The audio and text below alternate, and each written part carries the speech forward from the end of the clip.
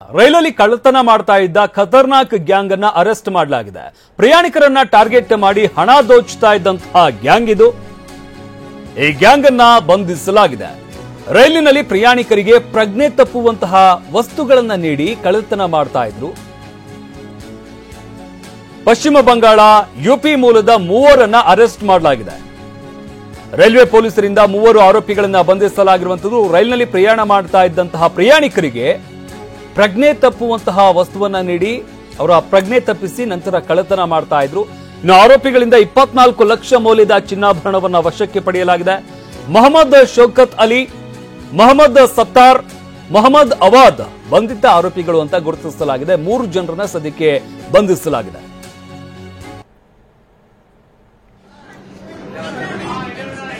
ಗಮನಿಸ್ತಾ ಇದೀವಲ್ಲ, ಇವರು ಮೂರು ಜನರನ್ನ ಬಂಧಿಸಲಾಗಿರುವಂತದ್ದು. ಇವರು ರೈಲ್ನಲ್ಲಿ ಪ್ರಯಾಣ ಮಾಡುವಂತಹ ಪ್ರಯಾಣಿಕರನ್ನ ಟಾರ್ಗೆಟ್ ಮಾಡಿ ಅವರನ್ನ ಪರಿಚಯ ಮಾಡಿಕೊಡುವಂಥದ್ದು, ಅವರಿಗೆ ಏನಾದರೂ ತಿನ್ನುವಂತಹ ವಸ್ತುವಿನಲ್ಲಿ ಪ್ರಜ್ಞೆ ತಪ್ಪುವಂತಹ ವಸ್ತುಗಳನ್ನ ನೀಡಿ ಅವರ ಪ್ರಜ್ಞೆ ತಪ್ಪಿದ ನಂತರ ಚಿನ್ನಾಭರಣವನ್ನ ದೋಚುವಂತಹ ಕೆಲಸ ಮಾಡ್ತಾ ಇದ್ರು. ಸದ್ಯಕ್ಕೆ ಮೂವರನ್ನ ಅರೆಸ್ಟ್ ಮಾಡಲಾಗಿದೆ. ಇವರ ಹಿಂದೆ ಮತ್ತಿನ್ಯಾರೆಲ್ಲ ಇದ್ದಾರೆ, ಇವ್ರ ಗ್ಯಾಂಗ್ ಎಷ್ಟು ದೊಡ್ಡದು, ಇದೆಲ್ಲದರ ಬಗ್ಗೆ ಸದ್ಯಕ್ಕೆ ತನಿಖೆಯನ್ನು ನಡೆಸಲಾಗ್ತಾ ಇದೆ. ಇನ್ನು ರೈಲ್ವೆ ಪ್ರಯಾಣಿಕರನ್ನ ಹೇಗೆ ದೋಚ್ತಾ ಇದ್ರು ಈ ಗ್ಯಾಂಗ್? ಪರಿಚಯದವರಂತೆ ಪ್ರಯಾಣಿಕರ ಜೊತೆ ಮಾತಿಗಿಳಿತಾರೆ. ತತ್ಕಾಲ್ ಮೂಲಕ ಟಿಕೆಟ್ ಬುಕ್ ಮಾಡುವಂತಹ ಗ್ಯಾಂಗ್ ಇದು. ಸಂಪೂರ್ಣ ನಕಲಿ ದಾಖಲೆ ನೀಡಿ ಟಿಕೆಟ್ ಅನ್ನ ಬುಕ್ ಮಾಡ್ತಾರೆ. 2 ದಿನಗಳ ಕಾಲ ಪ್ರಯಾಣ ಮಾಡುವಾಗ ಪರಿಚಯ ಮಾಡ್ಕೊಳ್ತಾರೆ. ಅಂದ್ರೆ ಲಾಂಗ್ ಜರ್ನಿ ಹೋಗುವಂತದ್ದು. ಬೇರೆ ಪ್ರಯಾಣಿಕರ ಜೊತೆ ಊಟ ತಿಂಡಿ ಮಾಡ್ತಾರೆ, ತುಂಬಾ ಕ್ಲೋಸ್ ಆಗ್ತಾರೆ. ಸಹ ಪ್ರಯಾಣಿಕರ ಜೊತೆಗೆ ಸರಿಯಾದ ಸಮಯ ನೋಡಿಕೊಂಡು ಕೂಲ್ ಡ್ರಿಂಕ್ಸ್ ಕೊಡ್ತಾರೆ. ಬಾದಾಮಿ ಹಾಲು ಅಥವಾ ಕೂಲ್ ಡ್ರಿಂಕ್ಸ್ ನಲ್ಲಿ ಮತ್ತು ಬರುವಂತ ಔಷಧವನ್ನ ಕೊಡುವಂತದ್ದು. ಔಷಧಿಯನ್ನ ಮಿಕ್ಸ್ ಮಾಡಿ ಕೊಡ್ತಾರೆ. ಪ್ರಜ್ಞೆ ತಪ್ಪಿದ ಬಳಿಕ ಹಣ ಹಾಗೆ ಚಿನ್ನಾಭರಣವನ್ನ ದೋಚಿ ಪರಾರಿ ಆಗ್ತಾ ಇದ್ದಂತಹ ಗ್ಯಾಂಗ್ ಇದು. ಕೇರಳ, ತಮಿಳುನಾಡು, ಅಸ್ಸಾಂ, ಕೋಲ್ಕತ್ತಾದಲ್ಲೂ ಕೂಡ ಇವರು ಕೃತ್ಯವನ್ನ ನಡೆಸಿದ್ದಾರೆ. ಜೋಧ್ಪುರಿಂದ ಟ್ರೈನ್ ಬರಬೇಕಾದ್ರೆ ಅದರಲ್ಲಿ 2 ಫ್ಯಾಮಿಲಿ ಇರುತ್ತೆ. ಬೋತ್ ಏಜ್ಡ್ ಗಂಡ ಹೆಂಡತಿ ಇಬ್ರು ಬರಬೇಕಾದ್ರೆ ಅವ್ರ ಜೊತೆ 3 ಜನ ಅವರು ಬರ್ತಾರೆ. 2 ದಿವಸ ಪ್ರಯಾಣದಲ್ಲಿ ದೇ ಬಿಕಮ್ ಫ್ರೆಂಡ್ಸ್. ಅದಾದ್ಮೇಲೆ ಬೀರೂರ್ ಕಡೆ ಬಂದಾಗ ಅವ್ರಿಗೆ ಒಂದು ಡ್ರಿಂಕ್ ಕೊಡ್ತಾರೆ, ಹಾಲಿಂದು ಅಮೂಲ್ದು ಡ್ರಿಂಕ್ ಕೊಟ್ಬಿಟ್ಟು ಅದನ್ನ ಇವಾಗ ಅವ್ರ ಮುಂದೆನೆ ಓಪನ್ ಮಾಡ್ದಂಗೆ ಮಾಡಿ ಅವ್ರಿಗೆ ಕುಡಿಸ್ತಾರೆ.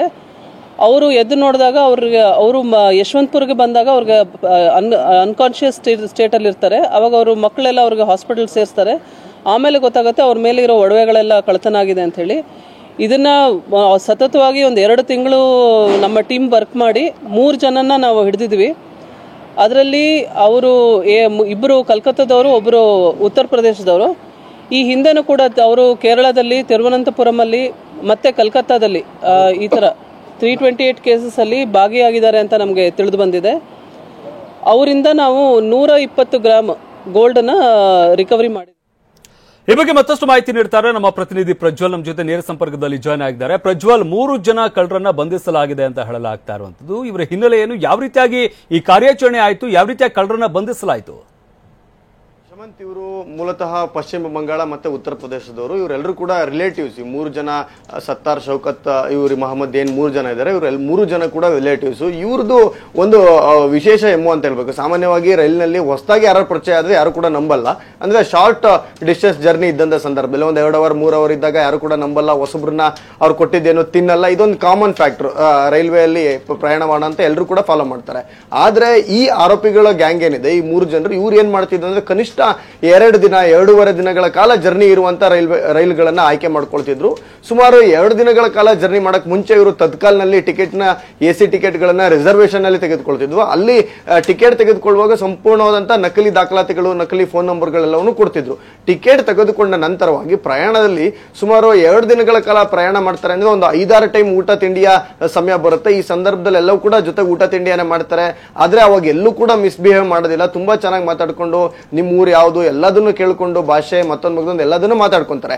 ಇನ್ನೇನು ಒಂದು ಸರಿಯಾದ ಸಮಯವನ್ನ ನೋಡಿಕೊಂಡು ಕೂಲ್ ಡ್ರಿಂಕ್ಸ್ ಆಗ್ಬೋದು ಅಥವಾ ಬಾದಾಮ್ ಹಾಲ್ ಆಗ್ಬೋದು, ಈ ರೀತಿಯಾದಂತ ಒಂದಷ್ಟು ಡ್ರಿಂಕಿಂಗ್ ವಸ್ತುಗಳನ್ನ ತೆಗೆದುಕೊಂಡು ಬಂದು ಅವ್ರ ಮುಂದೆನೆ ಸೀಲ್ ಓಪನ್ ಮಾಡಿ ಕೊಟ್ಟ ರೀತಿಯಲ್ಲಿ ಮಾಡ್ತಾರೆ. ಜೊತೆಗೆ ಇವರು ಕುಡಿತಾರೆ.